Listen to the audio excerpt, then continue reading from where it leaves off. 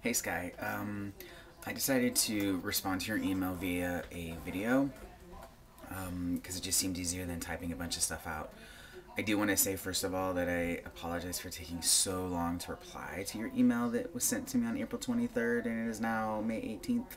I don't check my YouTube email all that often, um, so let's see. You are a social work major at TCU. Fears regarding testosterone is losing your ability to empathize. I would say that although my ability to empathize has not been lost, it's changed a little bit, and I think that's for the better. I think for me personally, prior to my transition, I was so. I don't know if this is your experience or not, but prior to my transition, it felt like my entire life or everything that I did was always through this filter of being somewhat incomplete in my own regard, like my own body, my own skin. And so I think that when we have something that is incomplete within us, I think we empathize with other people differently. So having rectified that incompleteness in myself, I'm able to empathize for and with other people in a more authentic way.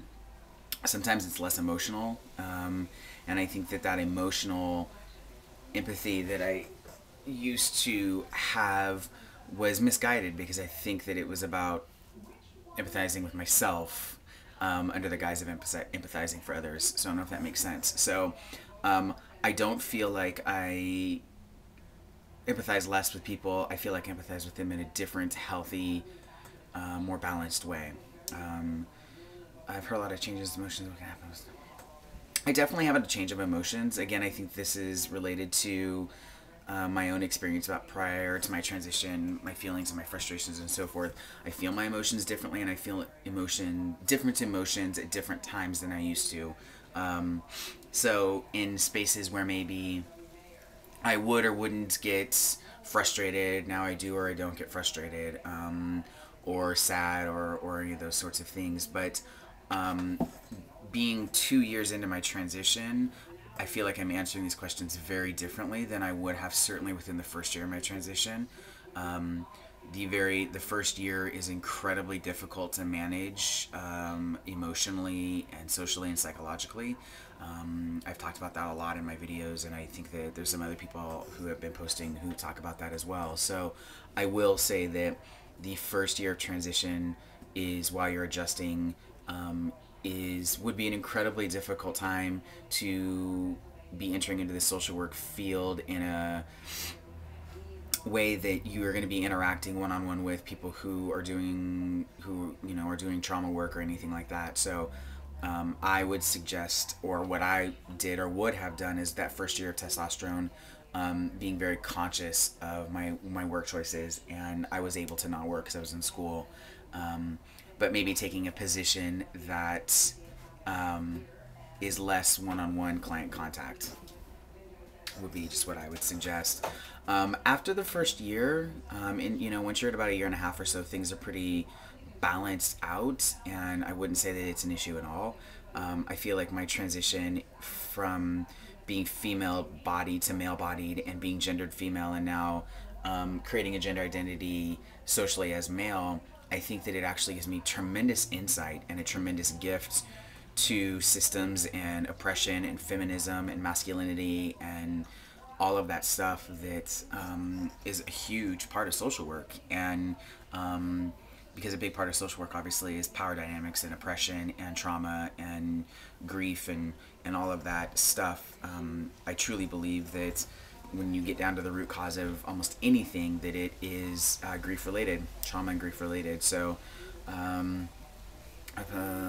so I also posted a video about women wanting to work with or talk with another woman, and there wasn't any agency. I'm worried about this because I think that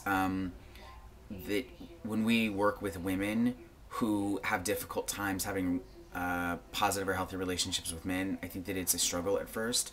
But I think that as trans men, we have an opportunity to be a different experience for women. And if women are willing to take the chance to work with us and don't know that we're trans, then I think that it's actually a really positive experience, and it was a really positive experience for her and a really positive experience for me, because I too am a feminist, and I have very much a feminist philosophy and belief system, and I do social work from a very feminist perspective, and to be able to interact with her in that way, that was kind and gentle and affirming, and the ability to understand to some degree her experiences of what it's like to be female in this culture, was a really positive thing. So I don't worry about that. If we weren't trans and we were just cis men working in social work fields, we wouldn't be thinking about these things. And so what being trans identified allows us to do is to be much more conscious and much more aware social workers, and so looking at it from that point of view as a gift as opposed to a potential deficit, I think is really, really helpful and important. So I think that I answered everything. I do want to say to you that if you would like to have further communication with me, I would totally be open to that. But send me an email at my personal email account, and I will include it somewhere in this video or on the side or in the email or something like that. Okay? Talk to you later.